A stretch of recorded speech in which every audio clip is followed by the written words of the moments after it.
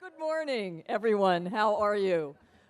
Please let me add my welcome to Mount St. Mary's College. I am so pleased to be able to present to you today just some of the data that was compiled by our faculty researchers to illuminate conditions faced by women and girls in California today. This year, as the president mentioned, we've included a new supplement that has data specific to Los Angeles County.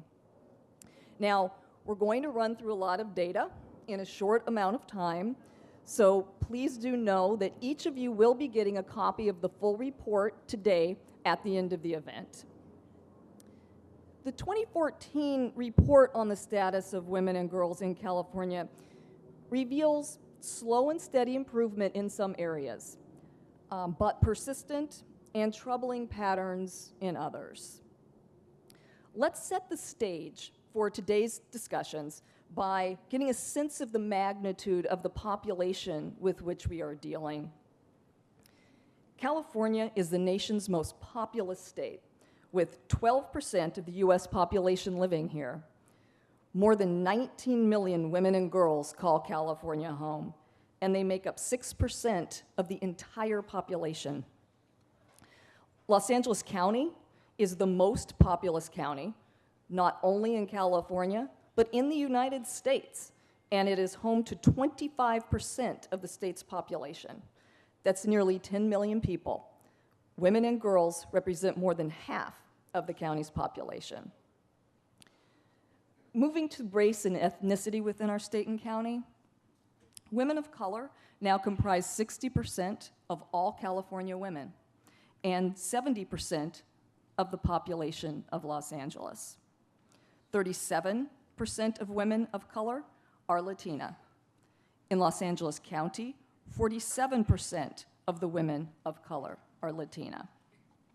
27% of the state's population report being foreign-born, 5.3 million women and girls.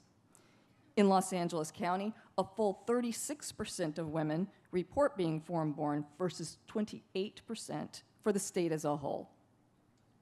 Now, in both California and Los Angeles, the median age is 36.5 years old, with nearly a quarter of the state and county women and girls under the age of 18.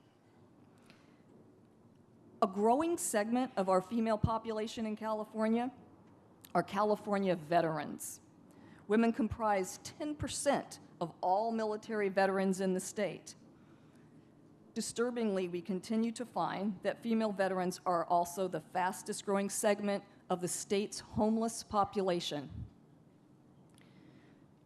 Turning to issues of poverty, women are more likely than men to live in poverty. Of Californians living in poverty, 54% are female, and over half of those are Latina. In Los Angeles County, 63% of women in poverty are Latina. Those women hardest hit by poverty are generally those with the least amount of education. Turning to educational attainment. In California, high school and college graduation rates are higher for women than men, and women also earn more post-secondary degrees in the state than men do. There are generational differences here. For example, 36% of California women aged 25 to 34 have a bachelor's degree or higher, while only 22% of women aged 65 and over have attained that same degree. We find that numbers in Los Angeles County are quite similar. Now, again, ethnic disparities do persist. Latinas and African American girls, who represent the majority of Los Angeles County's K-12 student population, possess the county's lowest graduation rates. Additionally, women are still underrepresented in most science, technology, engineering, and mathematics professions, which are, of course, the fastest growing and the highest paid professions in the state. Women comprise only 24% in technology fields and just 15% in engineering fields. Now, let's talk about occupations and wages. We'll be hearing more about this subject in one of the panels today, but here are just a few statistics to keep in mind when we are engaged in that conversation. California women still earn less than men across all occupational categories. The gender gap is not as wide in California as the national average. Women in the state earn 83 cents to the dollar that men earn, while the national gender gap is 78 cents on the dollar. And interestingly, in Los Angeles County, the gender gap is 95 cents on the dollar. But before we think that's too good of news in terms of, equality is a wonderful thing, but the reality is that men in Los Angeles County are earning so much less than the median in California that the equality is at everyone is at a lower level, but the gap is not as wide. We also find that occupations are still gendered in California and Los Angeles County, which has an impact, of course, on how much women are paid. For example, more women are elementary school teachers as opposed to, say, college professors. More women are paralegals than are lawyers, and more men are lawyers than paralegals. Now, let's turn to health issues associated with women and girls. We will hear this morning from a representative of the Los Angeles County Department of Health later this morning, so here's also some data to set the stage on that conversation. The state's women have slightly longer life expectancy than the national average and enjoy the third highest rate in the United States at 83 years of age. The Patient Protection and Affordable Care Act mandates access to certain healthcare services for women, which is in the process of being implemented, and things are changing on that front. Coverage in California can be obtained through the California Covered Exchange. Mandated coverage includes access to preventative services, including mammograms, regular well baby and well child visits, with virtually no lifetime limits to healthcare coverage. And no one can be denied coverage due to pre-existing conditions. Turning to violence against women. Nationally, 24% of women report having experienced intimate partner violence at some point in their lives. The Los Angeles County Department of Health reports the Los Angeles County rate is at 17%. Now, I would like to take a look at leadership, business, and then political. Our next panel will be touching on many of these issues, but again, as background, California women comprise just 3% of Fortune 400 CEOs and make up only 11% of the board members for these companies. However, compared to other states, California is home to the greatest number of women-owned businesses in the country.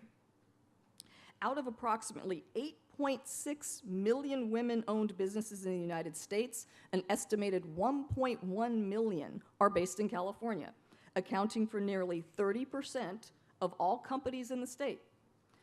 There are over 400,000 women-owned businesses in the Los Angeles metropolitan area, which is a 25% increase between 2002 and 2013.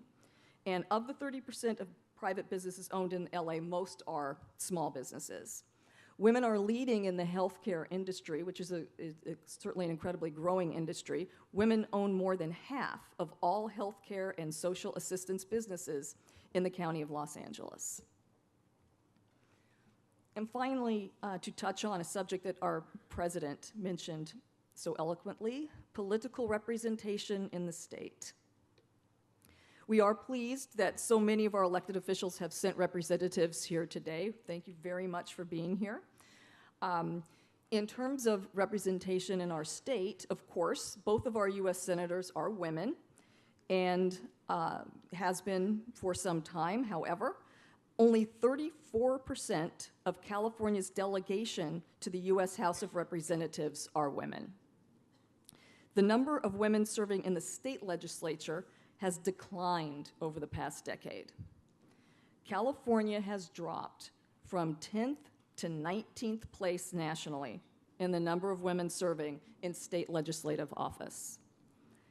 In Los Angeles County, women hold 22% of city council seats across the county, but in Los Angeles, only 1 of 15 city council members is a woman. Only 17% of the mayors in California are women. Only 1 in 5 of our county board of supervisors is a woman. As you will hear in our second panel this morning, it is critical that we see increased representation of women in public office in California and throughout the nation if we are to improve the status of women and girls. Our public officials set the debate.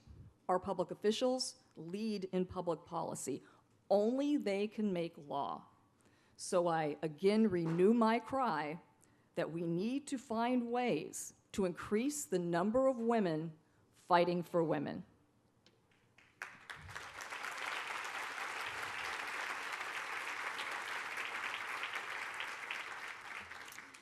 And here at Mount St. Mary's, we are very lucky. I know I am. It is an absolute privilege to educate the young women of Mount St. Mary's. And we need to look no further than our own students, and I can see them in the audience today, my current and my former students.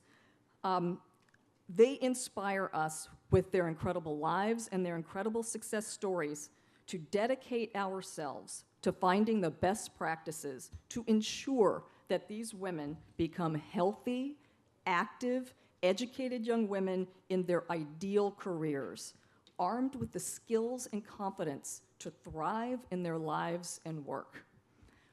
Thank you very much, and thank you for being here today in support of the women and girls of California.